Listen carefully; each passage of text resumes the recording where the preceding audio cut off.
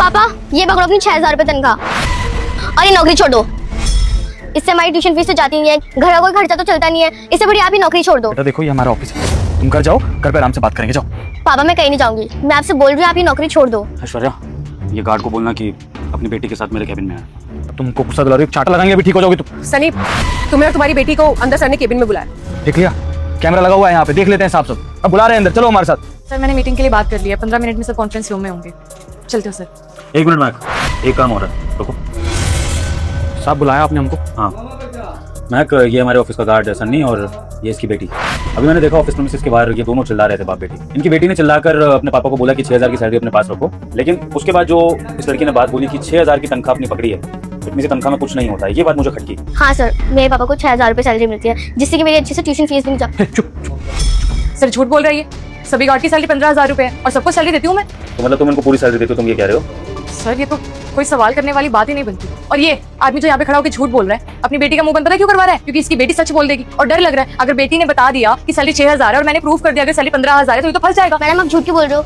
मेरे पापा को हमेशा 6,000 रुपये सैलरी मिलती है 6 महीने से। रुको बेटा, मैं हूँ माँ दुर्गा। अगर तुम्हें सच में मुझ पे भरोसा है तो अभी इस वीडियो को एक लाइक और चैनल को सब्सक्राइब कर लो। तमीज भी नहीं, बड़ों से कैसे बात की जाती है। और झूठा तुम्हारा बाप है, मैं नहीं। पूरे पैसे देती हूँ, अपने बाप से पूछो। अभी सच झूठ का पता मुझे ही खुद लगाना पड़ेगा।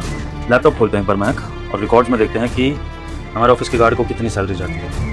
तो मैक, यहाँ पर मैं बहुत अच्छे से देख पा रहा हूँ कि पिछले 6 महीने से हमारे गार्ड को 15,000 की तनख्वाह रेगुलर जा रही है हर महीने। लेकिन सर पापा तो हमें घर पर 6,000 रुपये देते हैं। पापा आप झूठ क्यों बोलते हो हमसे? सर यही तो मैं आपको कह रही हूँ, झूठ बोला इसने अपनी बेटी से।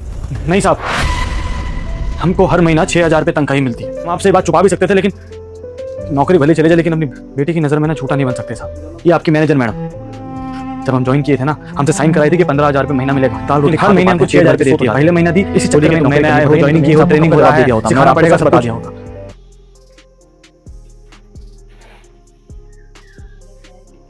लेकिन हम कभी बताए नहीं।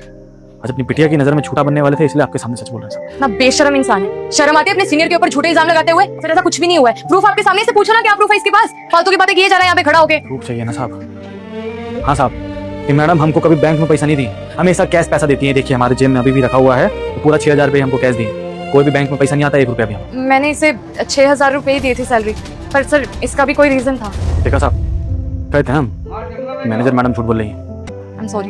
लेकिन आपने जो भी हरकत करी है ना, मेरा मन नहीं कर रहा आपकी शक्ल देखने का, और मन कर रहा कि आपके पापा को फोन करके बोलूं कि आपकी बेटी को आपने शायद अच्छे संस्कार दिए नहीं है, तभी वो ऐसी हरकत कर रही है ऑफिस में। सर आप उन्हें मत बताइएगा प्लीज, मैं इनके सारे पैसे लौटा दूंगी। लौटाने तो आपको पड़ेंगे मिस, अगर आप नहीं देंगी तो मैं आपके पापा से ही पैसे वसूलूंगा, फिर चाहे उनको बुरा लगे चाहे अच्छा लगे, क्योंकि आपकी वजह से मुझे शर्मिंदगी उठानी पड़ेगी। जय श्री राम मेरे भाइयों, अगर वीडियो अच्छी लगी हो तो एक लाइक करके एक प्यारा सा कमेंट कर दो और अपने भाई को दिल से सब्सक्राइब कर लो।